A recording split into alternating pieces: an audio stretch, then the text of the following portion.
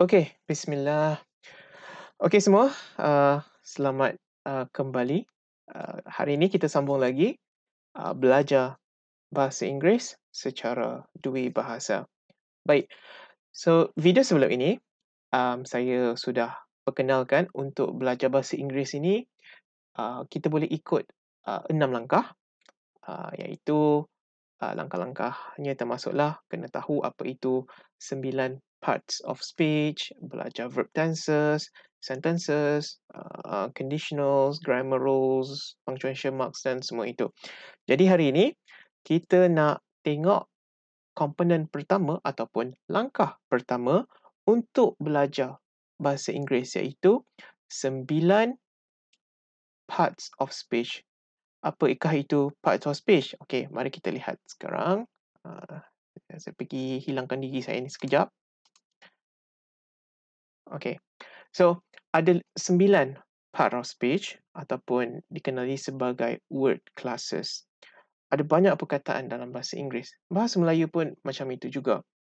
Jadi, setiap perkataan ini, kita naklah tahu dia punya jenis atau sifatnya. Kita tak panggil dia sebagai perkataannya. Memang itu adalah perkataan. Apple adalah perkataan, school pun adalah perkataan, mother juga adalah perkataan. Tetapi setiap perkataan ini dia punya sifat dan juga kategori dia yang tersendiri. Okey. Contohnya macam kalau kita tengok apple, okey. Apple, di Australia pun kita panggil apple, di Kundasang Sabah pun kita panggil apple. Tetapi apple ada banyak jenis. Ada apple merah, ada apple hijau, ada apple putih, ada apple biru. Kalau dah dibuatkan, tak mustahil bukan? Semua itu adalah apple, tetapi di belakang nama apple itu dikhususkan perkataan lain untuk ceritakan apakah apple itu. Okey, jadi bahasa Inggeris pun, perkataan-perkataan dalam bahasa Inggeris pun macam itu juga. Setiap perkataan ada sifat dia, walaupun tak diberitahu tetapi kita sendiri kena tahu. Jadi sebab itu kena gunakan kamus. Kalau, belum mahir boleh tengok video sebelum ini, cara yang simple dan asas untuk menggunakan kamus. Okey? Jadi mari kita tengok. Langkah pertama, belajar 9 parts of speech. Apakah 9 part of speech itu? Jadi dia begini, di dalam tata bahasa Melayu ada juga, part of speech ni yang setara atau equivalent. Mungkin tak 100% sama, tetapi dia setara. Jadi sepatutnya mudah juga untuk kita, fahami, jika kita sudah, mahir dengan bahasa Melayu, okey? Mari kita tengok. Nombor 1 adalah noun. Noun ini adalah kata nama, benda-benda seperti nama tempat, nama benda atau nama individu, okey? Contohnya school, sekolah, nail, paku, individu, sister. Semua ini adalah kata nama ataupun noun. Yang kedua adalah artikel. Artikel ini adalah kata sandang. Kata sandang dia tak memberi apa-apa maksud, tetapi dia diletakkan di sebelum kata nama untuk memberi fungsi atau untuk highlightkan apakah benda itu. Okay? Kata sandang dalam English ataupun articles adalah perkataan seperti a, the dan juga an. Okay? Kata sandang dalam bahasa Melayu, contohnya macam nya, sang, yang kita bagi kat sini kan, bahasa Melayu, kata sandang dalam bahasa Melayu. Nya, sang, si, yang. Okay? Semua ini adalah kata sandang. Kepunyaannya, sang belang. Okay? Cakap sang belang kan. Siapa sang belang? Apa? Badut sirkus? Tak. Kalau cakap sang belang tu, automatik orang akan tahu kita tengah cakap pasal harimau. Tak ada siapa akan ingat benda lain, tiba-tiba sang belang jadi panda. Tak ada. Okay. Jadi benda tu benda yang macam di sebalik tabir, tapi kita sebagai sebahagian daripada budaya atau culture, kita faham apa yang sedang diperkatakan. Si, siapa? Si manis, si ulat buku, okey. Dan juga yang terhebat, yang tertinggi. Selalunya macam lah. Okay, ni kita nak cakap she is the tallest in the class. Dia adalah yang tertinggi. Okay, jadi nampak di situ ada persamaan antara artikel dan juga kata sandang di dalam bahasa Melayu. Yang ketiga, yang seterusnya adalah verb. Verb adalah kata kerja ya. Menerangkan aksi. Contohnya, semua kata kerja lah. Contohnya macam write, okay, menulis, apa lagi, cook, lepas tu sleep. Semua yang perkataan-perkataan yang menerangkan aksi. Jangan risau, setiap daripada parts of speech ini kita akan belajar dengan lebih dalam. Jadi kita akan lihatlah sebenarnya verb ini pun ada jenis-jenis dia, noun ni pun ada jenis-jenis dia. Ini hanyalah contoh yang umum sahaja dahulu, okey, untuk bagi pengenalan. Biasalah benda kalau kita belajar sekali tak boleh nak faham semuanya. Belajar 2-3 kali faham lebih sikit. Belajar 3-4 kali lebih faham, dah lebih faham. Tak ada siapa dalam dunia ni yang semakin belajar dia semakin tak tahu. 10 kali belajar terus hilang ingatan. Tak ada. Semakin belajar semakin kita mahir. Okey, baik. Nombor 4 adalah pronoun. Pronoun ni adalah kata ganti diri seperti she, itu dia, perempuan, he, dia juga tapi untuk lelaki, it, they, mereka dan sebagainya. Adjektif pula, yang kelima adalah kata sifat. Kata yang mengubah atau menerangkan perkataan noun atau pronoun. Maksudnya dia perlu dipasangkan sekali, okey. Dia tak boleh tiba-tiba seorang. Contohnya macam black apple. Apple ni adalah noun. Okey. Black ni adalah dia punya adjektif. Okey. Jadilah satu bentuk ayat yang perkataan yang khusus iaitu black apple. Tak adalah dia jadi umum sangat. Cikgu tanya, what do you like to eat? I like to have an apple for this lunch. Okay, apple apa? Apple merah, apple hijau. Jadi kalau dia cakap, I would like to have a green apple. Jadi spesifik. Jadi seperti yang saya cakap semalam, apabila kita gunakan perkataan-perkataan ini dengan baik, dengan betul, masalah salah faham tidak akan timbul. Melainkan kalau orang tu memang tak nak dengar kita cakap apa. Kita cakap merah, dia pergi bagi juga kita warna biru. Itu memang nak bergaduh lah. Okay. Kemudian adverb. Adverb adalah kata keterangan. Nak terang apa? Nak terangkan verb ataupun adjektif. Contohnya macam perkataan clearly. Okay. I speak clearly. Saya bercakap dengan terang. Okay. I speak. Okay. Baguslah. Awak bercakap. Awak bercakap saya apa? I speak slowly. Saya bercakap secara perlahan. I speak loudly. Saya bercakap secara kuat. Okay. Dia adalah perkataan kita panggil sebagai kata keterangan. Okay. Contohnya clearly. Lepas tu ada conjunction. Conjunction adalah kata penghubung. Di dalam di dalam ayat boleh jadi ada dua perkara sebenarnya, tetapi kita tidak perlu jadikan dua ayat yang berbeza. Kita boleh sambungkan supaya maksud itu lebih sampai. Okay. Contoh perkataannya adalah and. Okay. Okay. Apa contoh perkataan yang menghubungkan? Contohnya lah, Ali is fat. Okay. Ayat nombor 1. Lepas tu, Ali is black. Ayat nombor 2. Okey, kan lambat ni nak tulis satu-satu. Tulis sajalah macam ni. Ali is fat and black. Ali adalah gemuk dan hitam. Okey, kan laju lebih sampai nak cakap maksud tu. Apa-apa hal pun, dia gemuk ke, dia hitam ke, masih nak cakap pasal Ali. Jadi kita gunakan ni. Sorry ya, saya gunakan simbol pula. Tulislah elok. And done. Okay. Right. Yang ke-8 adalah preposition. Preposition ni adalah kata depan. Dia digunakan bila kita nak beri penerangan pasal noun dan juga pronoun. Okay. Dalam bahasa Melayu, contoh-contoh kata depan ni macam perkataan di, ke, dari, oleh, dengan. Okey. Contoh perkataannya adalah, I go to hide under the table. Saya pergi menyorok di bawah meja. Under the table itu tadi, under the table menjadi di bawah meja. Okey. Under adalah preposition.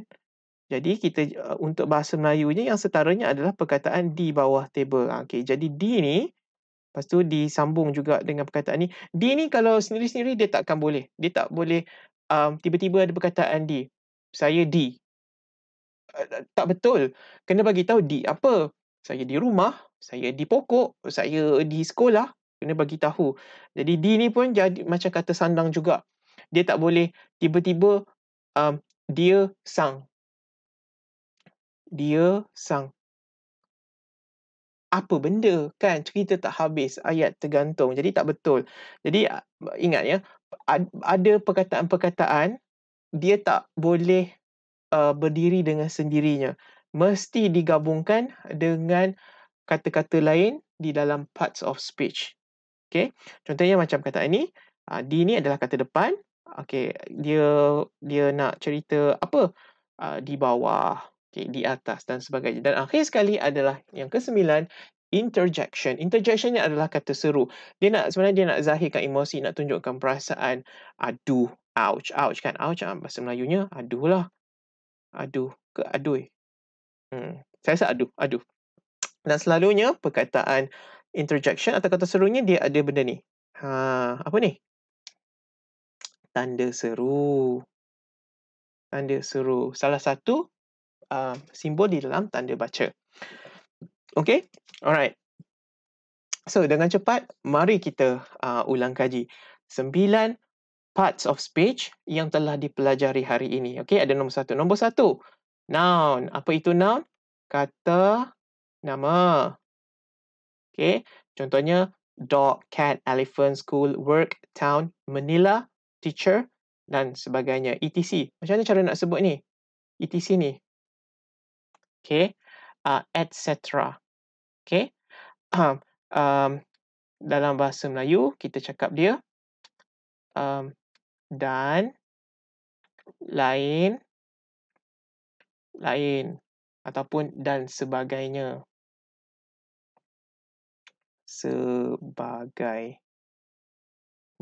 Dalam English kita kependekannya kita tulis ETC, tulisan penuhnya etc. Okay.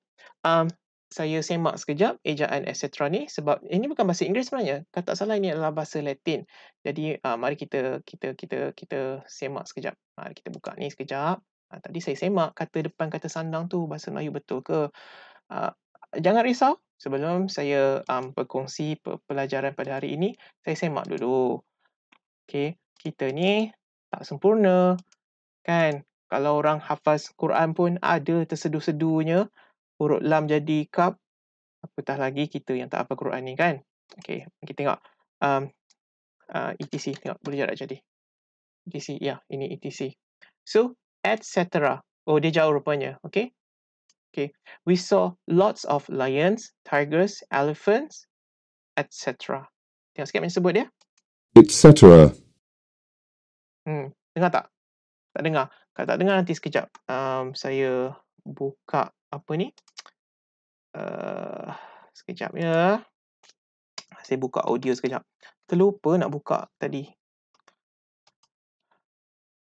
Sebab excited sangat nak pergi mengajar. Choose your output device. Jadi kita pergi ke speaker. Tekan. Tutup side. Tekan. Saya sebut ya. Etc.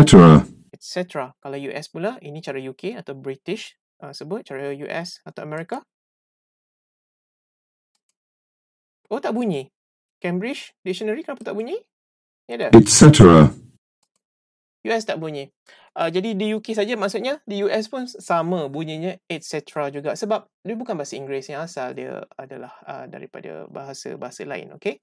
Alright, kita balik kepada kita punya ni tadi. Jadi, etc. oh sampai dah. Ya, etc. Sama je bunyi dia. Tadi cara sebut untuk UK. So ETC ni, etc. Okay, CETERA. Ya, tengok betul tak? Betul. Mestilah betul kan? Dah tengok berkali. Okey. Maksudnya dan lain-lain. Okey. Kemudian nombor 2. Apa pula yang perkara yang kedua? Kedua adalah pronoun. Pronoun ni adalah kata ganti diri. Merujuk kepada perkataan-perkataan yang digunakan untuk menggantikan diri. Sebab mungkin kita dah cakap pasal orang tu di ayat yang sebelumnya, tapi sekarang ni kita tak perlu nak cakap lah nama dia ulang kali. Tak payahlah nak ulang Mary is fat, Mary is blue, Mary stole my Walkman. Tak payah. Cakap je ayat pertama tu Mary, lepas tu ayat berikutnya dalam perenggan tu boleh gunakan she. Okay. Atau kalau banyak, they dan sebagainya. Okay. He, I, it's, me, my, she, that, this, those dan sebagainya. Okay. Yang ketiga adalah verb, kata kerja yang menerangkan aksi. Ada pula ni lagi satu. Oh maaf ya. Saya tak nampak, tak perasan pula. EG lagi satu. Tadi ETC, etc. EG ni apa? EG. EG ni bahasa Inggeris, sebab ni bukan bahasa Inggeris ya. EG ni pun sebenarnya maksudnya bahasa Inggeris kita cakap sebagai for example. For example, EG ni pun saya rasa bahasa Latin, exempli gratia. Kita ada kamus online kan? Mari kita tengok apa ejaan sebenarnya EG ni. Belajar. Mari kita sama-sama belajar. Tak salah belajar. EG. EG. Yes, exempli gratia. EG. EG. Okay. Kita tengok exempli gratia. Jadi kependekannya EG sahaja. Alright. Okay. Mari kita pergi balik ke situ. Ke mana? Mana slide tadi? EG ni apa? Kita paste dia sebagai ni. Exempli gratia. Okay. Bahasa ni, dia betul-betul melangkaui budaya, lokasi geografi dan juga zaman sebenarnya. Okay. So ingat ya, EG ni perkataan penuh dia adalah exempli gratia ni. Tapi janganlah sebut si EG kat depan ni. Sebutan EG ni apabila sebut ini. For example. For example ni apa? Sebagai contoh. Ataupun contohnya. Okay. For example, okay. For example maksudnya contohnya atau sebagai contoh. Okay. Untuk verb, run, sit, stand, go, have, etc. Okay. Yang keempat adalah adjective. Adjective adalah kata sifat. Okay. Merujuk kepada perkataan yang menerangkan noun dan juga pronoun. Okay. Noun kita apa? Contohnya mother. Mother is angry. Mak marah. Brother is big. Lepas tu grandmother is yellow. Semua itu menerangkan noun dan juga pronoun. Okay. Lepas tu yang kelima adalah adverb. Ingat adverb ni apa? Kata keterangan. Okay. Describe ataupun menerangkan verb, kata kerja dan juga adjective. Okay. Contohnya badly, fully, carefully, hardly, hungrily dan sebagainya. Jangan risau kalau masih tak mahir sekarang ni. Ini adalah pendedahan awal. Okay. Nanti di video akan datang, setiap satu ni saya akan cerita satu-satunya. Apa benda sebenarnya? Okay. Dan sampailah yang ke-9. Okay. Sekarang kita tengok nombor apa dah? Nombor 6. Artikel. Artikel ni adalah kata sandang. Okay. Seperti the, and. Apa tadi contoh? Sebagai contoh kan tadi. Si. Apa lagi? Sang. Yang. Bukan sang yang, bukan nama Cina mana. Bukan. Sang macam sang belang. Yang tertua. si bulat, kepunyaannya, mereka hanya, tak ada hanya, bukanlah hanya itu memang perkataan. Okey? Okey, yang ketujuh, apa itu? Preposition. Preposition ni apa? Saya tulis kat sini lah ya, sebab nak bagi ruang. Kata depan. Kata depan. Perkataan yang digunakan sebelum noun, sebelum pronoun ataupun gerund. Gerund ni nanti kita tak cerita lagi sekarang. Tujuannya adalah untuk menunjukkan lokasi, okey? Seperti tempat, masa dan juga arah, okey? So kita gunakan kata depan untuk menunjukkan tempat, place, time, masa ataupun arah. Okey? Contohnya macam above, except, from, in, benda-benda macam bawah, depan, apa lagi? Belakang, dan sebagainya. Saya ingat pula tulisan ni. Okey. Alright, yang ke-8. Apa dia? Conjunction. Conjunction ni adalah kata penghubung. Okey, tadi dah tengok kan? Macam ayat tadi. Mana contoh tadi kita bagi? Asyik Ali je. Mainlah kita bubuh. Mutu. Mutu is blue. Mutu is kind. So, jadi kita combine kan ya. Kita, maaf ya kalau tak nampak. Mutu is blue and kind. Contoh saja. Mungkin dia biru sebab pagi tadi kat sekolah masa pendidikan seni kawan dia pergi tuang warna biru. Kan? Sehari suntuk jadi warna biru. Esok dah jadi coklat balik. Okay, dan yang akhir sekali, nombor 9. Interjection. Ini adalah kata seru. Okay. Untuk apa? Untuk tunjuk ni. Untuk menunjukkan, untuk express strong feeling. Perasaan yang kuat dan juga emosi. Emotion. Aha, gosh. Ow, great. Hey. So, dia macam lah juga perkataan kita dalam bahasa Melayu. Macam aduh. Apa lagi? Hoi. Saya tak tahu sebenarnya hoi dengan woi ni perkataan betul ke tak. Tapi dah kita pakai kan. Boleh lah. Aduh, hoi, woi. Ya. Kan. Ataupun yes.